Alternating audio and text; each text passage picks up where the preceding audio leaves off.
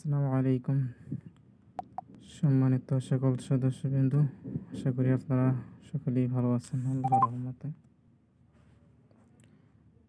তো ভাই, অনেকেই এই আপডেট অ্যাপসটার নিয়ম কানুন জানেন না, সেক্ষেত্রে ভিডিওটা করা। তো আপনারা প্রথমে অফার নেওয়ার আগে তো অটো অ্যাড ব্যালেন্স করতে হয়। এই অ্যাড ব্যালেন্সে ক্লিক করবেন। অ্যাড ব্যালেন্সে ক্লিক করার পরে আমাদের ড্রাইভ প্যাকেজ নেওয়ার জন্য ড্রাইভ ব্যালেন্সে টাকা অ্যাড করতে হয়। ড্রাইভ অপশনে যে কনফার্ম করবেন।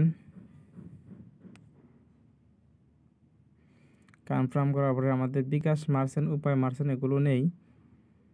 আর হচ্ছে রকেট পার্সোনাল, নগদ পার্সোনাল, উপায় পার্সোনাল,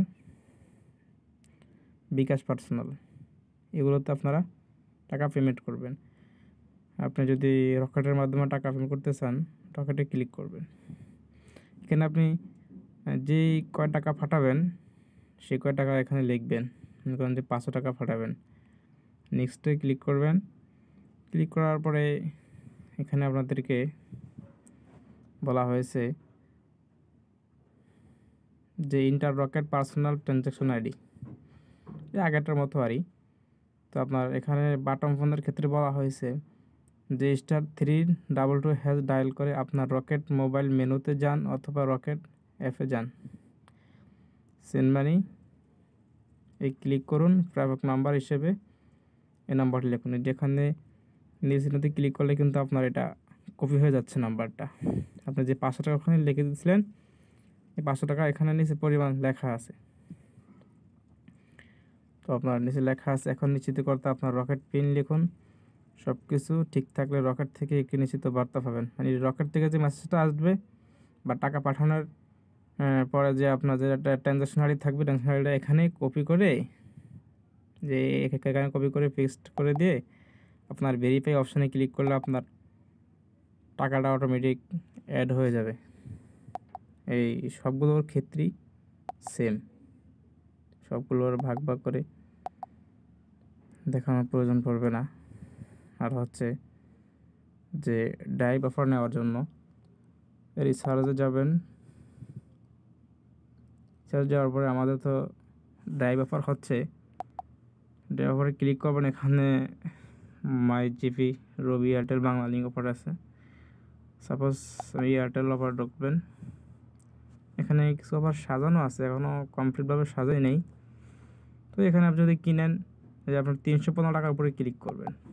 ক্লিক করলে এখানে আপনার নাম্বারটা চাবে, দেখাচ্ছি 0163135 লোড দিবেন। আপনার পিনকোড দিয়ে কনফার্ম দিলে আপনার রিচার্জটা হয়ে যাবে। নিউ রিকোয়েস্ট সেম, রবি এয়ারটেল ক্ষেত্রে সবগুলোই সেম। আর হচ্ছে হিস্টোরি, এই হিস্টোরিতে আসবেন। হিস্টোরিতে আসার পরে আপনার এখানে ভাগ ভাগ করা আছে। আপনার রিচার্জের জন্য রিচার্জ হিস্টোরি, অফার জন্য অফার হিস্টোরি, ড্রাইভ হিস্টোরি। তো আমি যে একটু আগে ড্রাইভটা হিট করছি আপনার দেখাচ্ছি। ড্রাইভে ক্লিক করবেন, আপনি যে প্যাকেটটা ছাড়ছিলেন ওখানে দেখতে পাবেন যে আমি তো এয়ারটেল ছাড়ছিলাম। এয়ারটেলে ক্লিক করেন, কিন্তু নাম্বারটা এখনও ওয়েটিংয়ে আছে। আমরা ডান হলে এখানে সাকসেস হবে। এগুলো আপনার হিস্টোরি। রবি এয়ারটেলগুলোর ক্ষেত্রেই সেম।